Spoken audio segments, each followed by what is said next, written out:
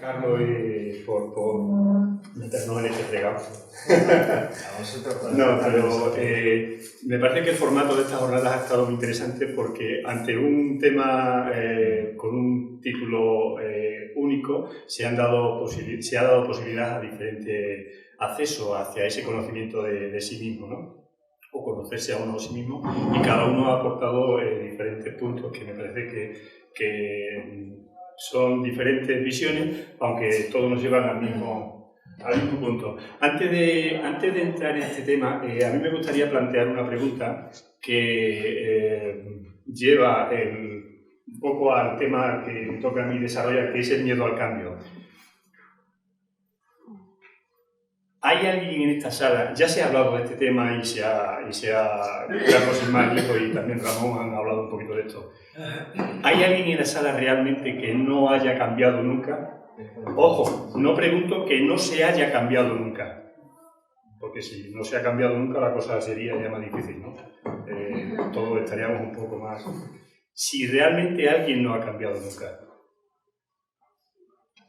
Yo creo que el tema del cambio es un tema que ya se ha tratado y que se ha demostrado de alguna forma de que efectivamente es un hecho contrastado. Es decir, no somos los mismos nunca, ni física, ni emocional, ni mental, y vamos a decir ni siquiera espiritualmente, por lo menos hasta cierto nivel, ¿no? Porque a otros niveles ya somos.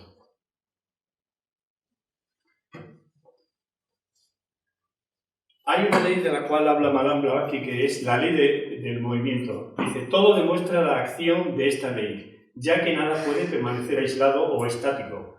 Alguna fuerza siempre lo impele hacia adelante, siempre buscando un nivel más elevado. Es una ley fundamental del ocultismo, que no hay descanso y no cesa el movimiento en la naturaleza. Eso que parece inacción es solamente el cambio de una forma a otra. El cambio de sustancia de la mano con el de la forma, tal como nos enseña en la física oculta. Es decir, esta ley nos demuestra que el movimiento es algo universal, es algo natural, es algo que se da, queramos o no queramos. Es un proceso que nos impele hacia adelante, como dice el propio desarrollo de la ley, ¿no? Es algo que nos empuja hacia adelante. Ahora bien, hay una cuestión, algo que es dinámico, algo que es natural, algo que funciona. Parece que nos crea conflicto, parece que nos genera miedo, tensión. Y la pregunta es ¿por qué esto es así? Habitualmente, de manera coloquial, se habla de algo que es hay que fluir con la vida. Puede ser que una de las partes, uno de los razonamientos por los cuales crea o genera este conflicto es porque no fluimos con la vida, no fluimos con la evolución, que por una parte es natural, pero por otra parte puede ser provocado por nosotros mismos. En el momento en el que alcanzamos una etapa, podemos colaborar con esa evolución, con ese cambio.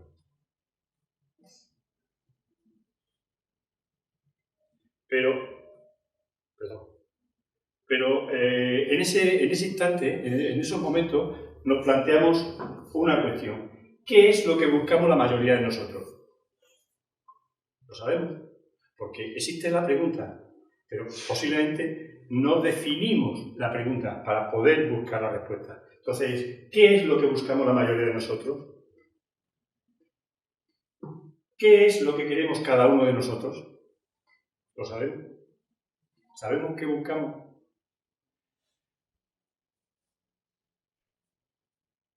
Utilizamos un símbolo, que ayer utilizó unos cuantos. Posiblemente estamos buscando la felicidad, que dirían algunas escuelas o algunas filosofías. Estamos buscando un estado armónico, que habitualmente lo podemos definir como felicidad. Un estado de esa armonía, de esa quietud. Entonces, nos pasamos la vida buscando un poco este estado. Pero, ante esa búsqueda, ¿qué ocurre? Que tenemos miedo. ¿Por qué tenemos miedo?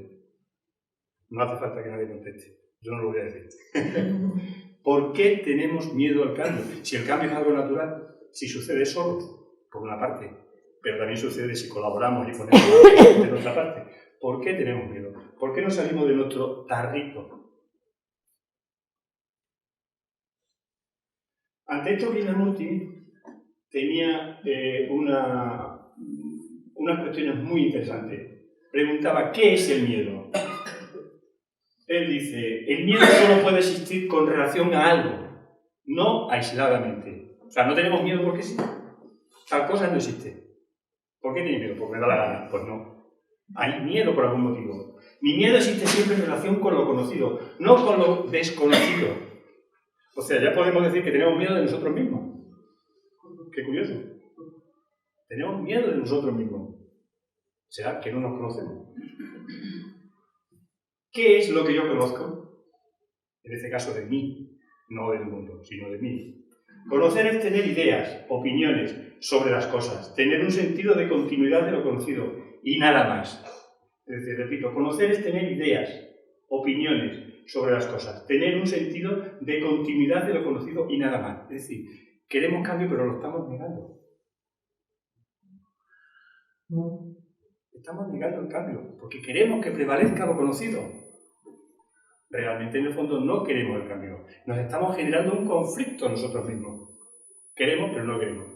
Damos el paso, como decía Ana ayer recordando a Isaac, damos el paso, pero marcando el sitio. No cambiamos de lugar.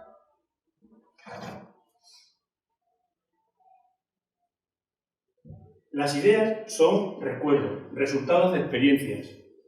Siento temor de lo conocido, lo que significa que temo perder personas, cosas o ideas, que temo descubrir quién soy.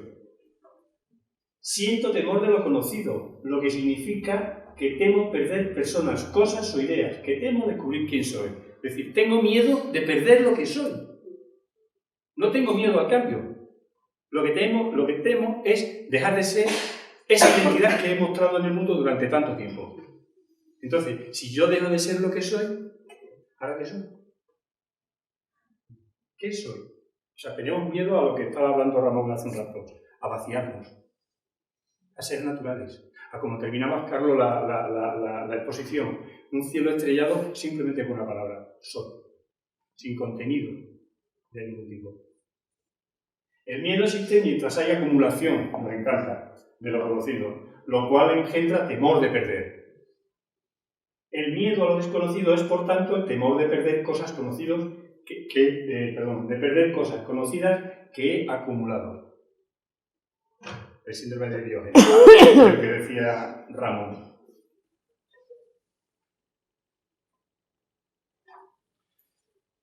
Esto ya lo conoceréis mucho seguramente. Cuando al Dalai Lama le preguntaron qué le sorprendía más de la humanidad, respondió: el hombre. Porque pierde su salud para ganar dinero, después pierde dinero para recuperar su salud, y por pensar ansiosamente en el futuro no disfruta el presente, por lo que no vive ni el presente ni el futuro, y vive como si no tuviese que morir nunca, y muere como si nunca hubiera vivido. Los 5 puntos de los que hablaba Carlos. 5 puntos. No, este señor es impresionante, o sea, ya podía cerrar todo e irme, porque con esto ya teníamos bastante para desarrollar. Pero es así, o sea, vamos en una dirección, queremos cambiar, pero dice, no, voy por allí, y sigo, y me empecino, y tengo crisis. ¿Cómo salgo de la crisis? Mentira, no quiero. Quiero seguir con mi crisis, que me da identidad. ¿Cómo sufre mi niño o mi niña? Y me encanta que me digan eso. Entonces, estamos ahí en el círculo vicioso.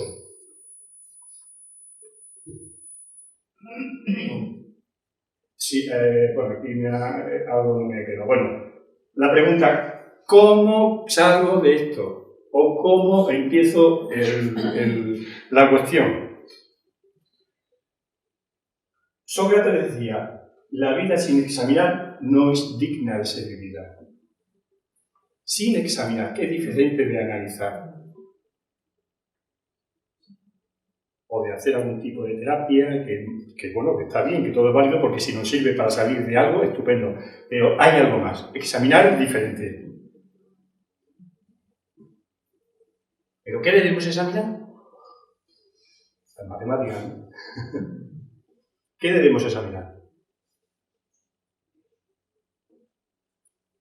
Es decir, a nosotros mismos. Es la piedra tosca de nuestro ser lo que ahora tiene que convertirse en piedra pulida. Convertirnos en aquel Miguel Ángel. Transformarnos a nosotros mismos. No hay otra. Tenemos que abandonar las aguas someras y profundizar en el océano. Mar abierto, sin límite. El lema de la sociedad teosófica es: no hay religión más elevada que la verdad. Esa verdad no tiene dogma, no tiene límite, no tiene paredes. Pero hay que atreverse a descubrir qué somos, quiénes somos. Pero no teorizando, sino dando ese paso. Tenemos que definir nuestro ser. ¿Y dónde se empieza? ¿Dónde empezamos esto?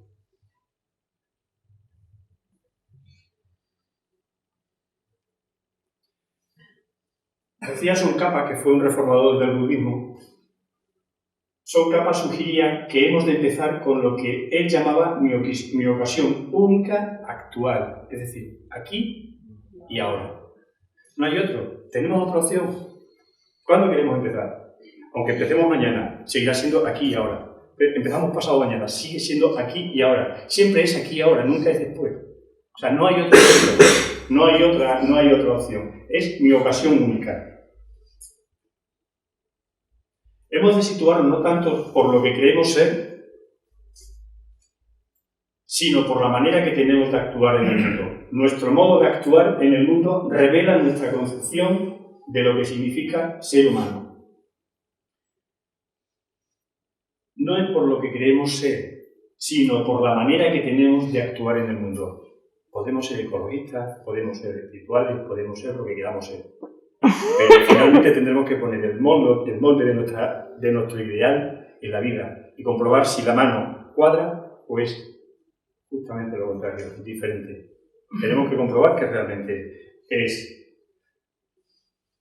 lo que estamos haciendo es correcto. ¿Y qué hacer?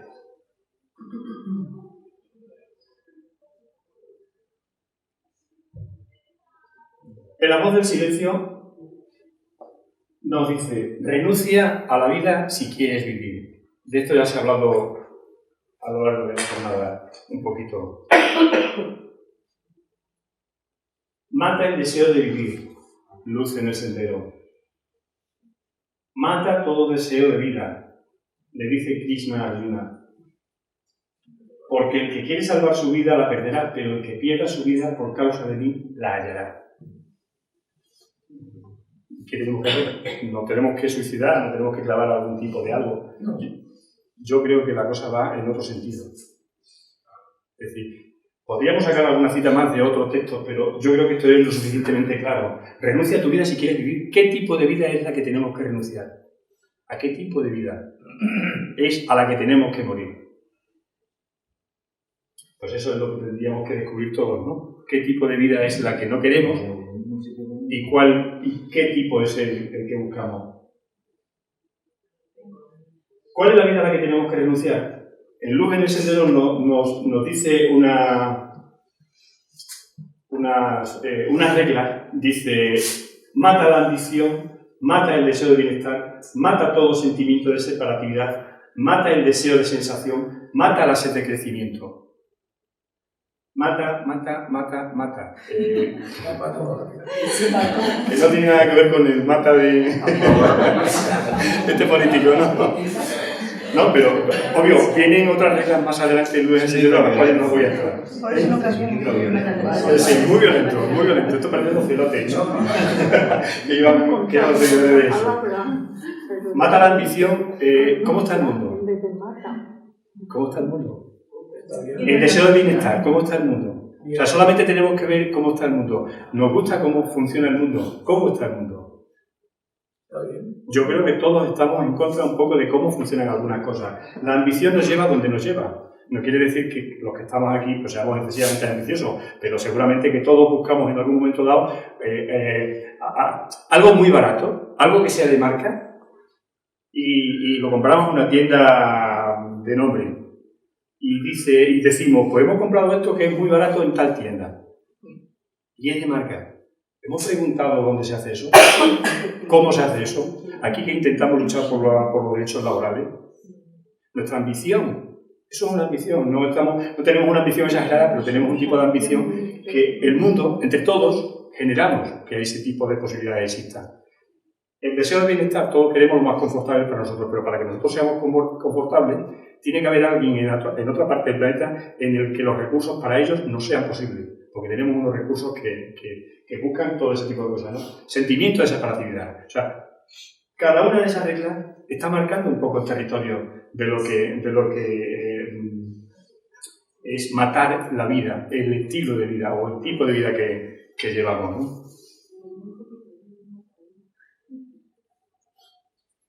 Siguiendo un poco la línea de esto, en la voz del silencio dice: 3 vestíbulos, oh fatigado peregrino, conducen al término de las fatigas.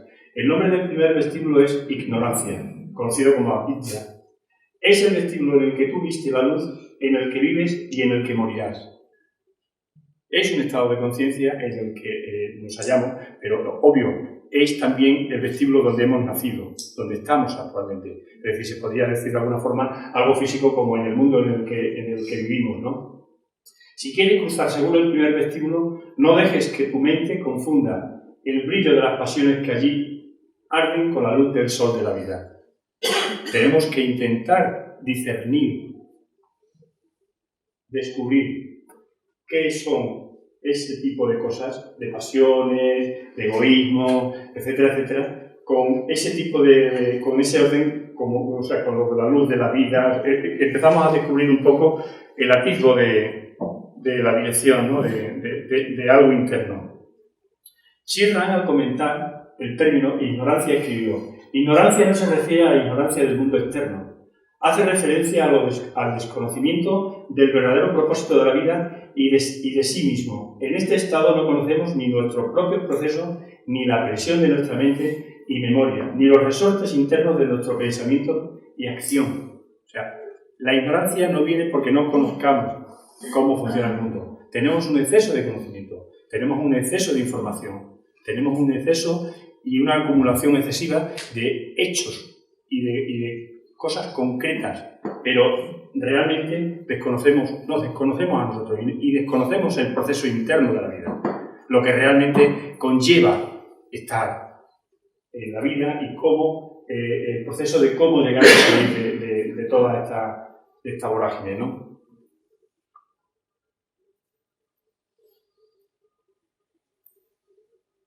Aquí, en este estado de falta de conocimiento, es donde empezamos a despertar. Es aquí, en esta encarnación física, en la oscuridad de nuestra ignorancia, donde percibimos el resplandor de la luz.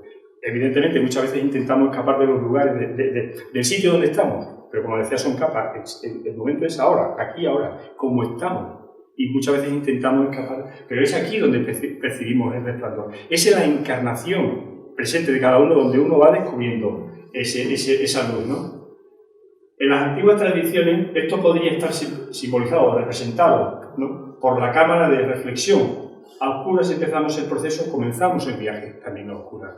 Como decía ayer, citaba Carmen, el vitriol, ¿no? Es ese estado de oscuridad, es ese estado de ignorancia donde se comienza. Donde todo empieza en la reflexión y el proceso de descubrir más o menos qué somos o quiénes somos.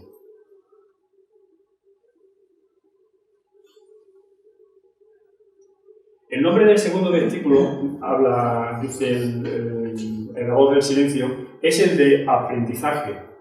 En él tu alma encontrará las flores de la vida, pero debajo de cada flor una serpiente roscada. Es decir, la vida no está exento de peligro.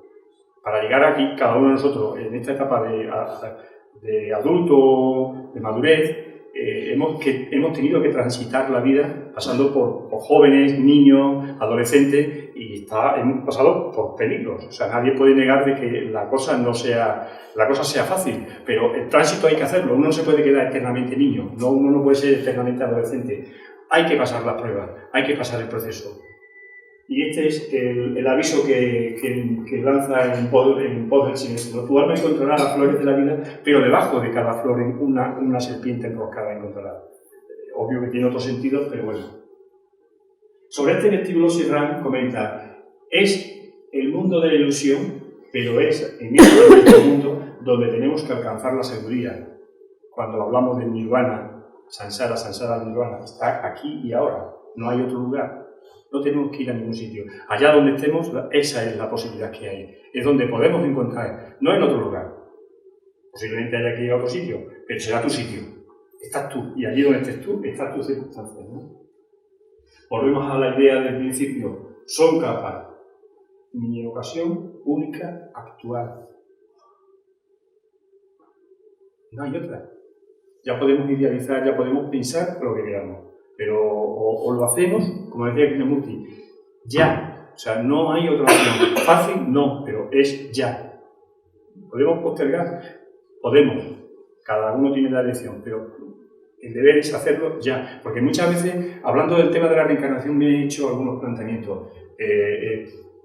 Leyendo a Krishnamurti, ¿no? ¿Realmente existe la reencarnación? Yo sé que esto parece un poco chocante, pero ¿realmente existe la reencarnación? Desde un punto de vista podríamos decir que no. Este que está aquí de pie hablando no volverá a estar nunca más. José Luis no volverá a estar nunca más. Para él no hay tal cosa.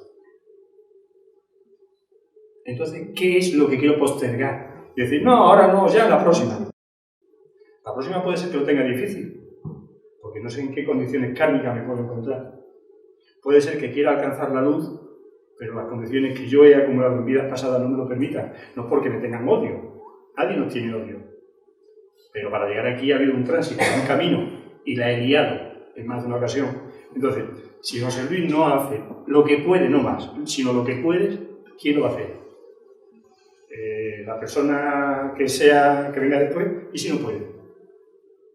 Entonces, mi ocasión es esta, es única, no hay otra, yo no tengo otra. Aunque sea dentro de 20 años, pero yo no tengo otra. Yo llegaré y estaré dentro de esos 5 pasos, como decía Carlos. A lo mejor con alguien diciendo, pude haber vivido y no lo hice. Pude haber sido auténtico y no lo hice. No fui auténtico. No se trata de ser un héroe, se trata simplemente de ser lo que cada uno tiene que ser. Más nada. No copiar, porque eso de copiar no funciona. Lo quedamos sin tinta y luego no sabemos qué poner ahí, ¿no? Entonces, hay que encontrarse un poco ahí uno a sí mismo. Pero, obvio, debajo de cada flor hay una serpiente enroscada. El budismo habla de este sendero inicial como del sendero de la visión y el sendero de la atención, que podríamos decir del ojo y del corazón, pero bueno, en este caso es de la visión y de la atención. Y hay una bonita historia que narra la peripecia de un visitante en los Himalayas, acompañado de un nepalí. Y después de varios días transitando por ahí por los picos de los Himalayas, una noche sentado en el fuego, el montañero, vamos a decir, esta persona le dice al nepalí, me quedas asombrado, ¿cómo es posible que sin señales de ningún tipo, con niebla y en condiciones climatológicas adversas, tú no te pierdas? ¿Cómo lo haces? Y el nepalí le dijo, muy fácil. Mi mirada a lo lejos, hacia las estrellas, pero mi vista al paso de él. O sea, uno aquí cerca, otro aquí lejos. Nuestra vida debe estar focalizada de alguna manera en esa dirección, es decir, mi práctica es en el momento, ya, aquí y ahora, no mañana, ya. Pero mi ideal es mi guía, mi estrella polar, hacia el lugar que yo me dirijo.